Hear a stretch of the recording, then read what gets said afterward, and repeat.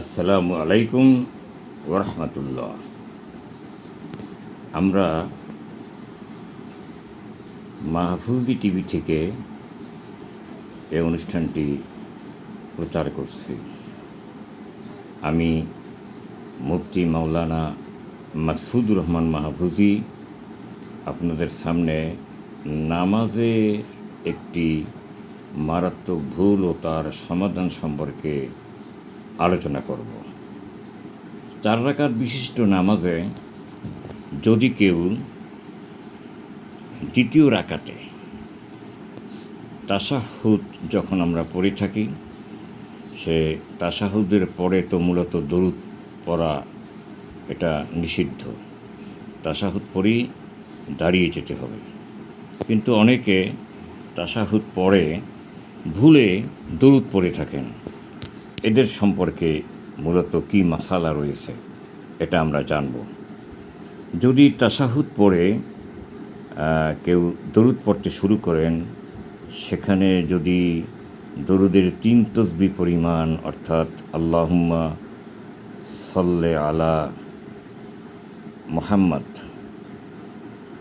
বা একটু কম বেশি 3 তসবিহ তো মাপা একেবারে ওরকম নীতি দিয়ে মাপা যাবে না, তবে মোটামুটি 3 তসবিহ পরিমাণ যদি কেউ পড়ে ফেলে, এই অবস্থায় তার অজেব নষ্ট হয়ে গেল এবং নামাজও নষ্ট হয়ে যাবে। যেহেতু অজেব নষ্ট হয়ে গেলে নামাজ নষ্ট হয়ে যায়।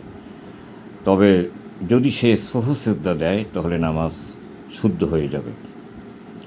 এখন এই যে কতটুকু পরিমাণ পড়লে যে নামাজ নষ্ট হয়ে যায়, সহজ সেজদা দিতে হয়, এটা হাদিসের ভিত্তিতে ইমাম আবু হানিফা রাহমাহুল্লাহ তিনি এটা নির্ধারণ করেছেন।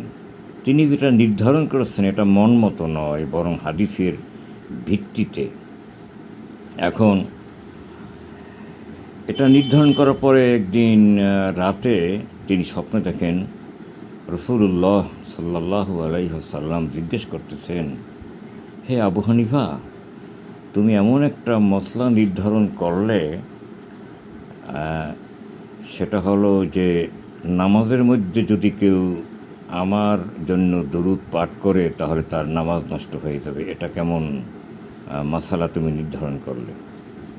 হযরত আবু হানিফা রাহিমাহুল্লাহু তাআলা তিনি আদবের সঙ্গে বললেন, ইয়া রাসূলুল্লাহ, আপনার পেশকৃত হাদিস থেকেই তো আমি এটা গ্রহণ করেছি। তবে কোনো গোস্তাকি হলে হুজুর কি করতে হবে আমাকে বলে দিন।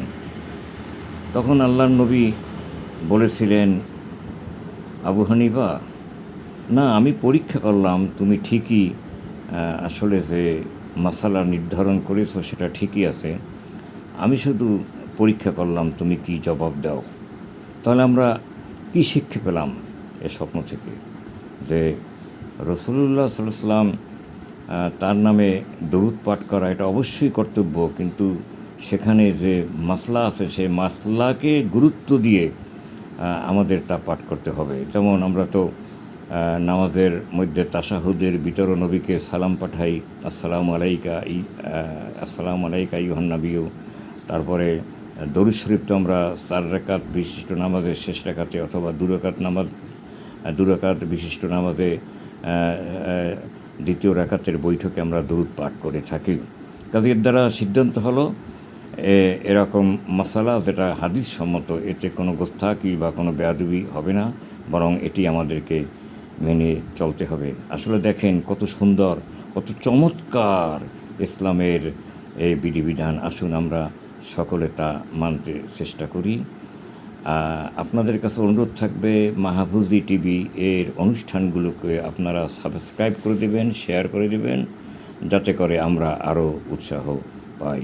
ওয়া আখিরু দাওয়ানা আলহামদুলিল্লাহি রাব্বিল আলামিন ওয়াসসালাতু ওয়াসসালামু আলা রাসূলিল কারীম।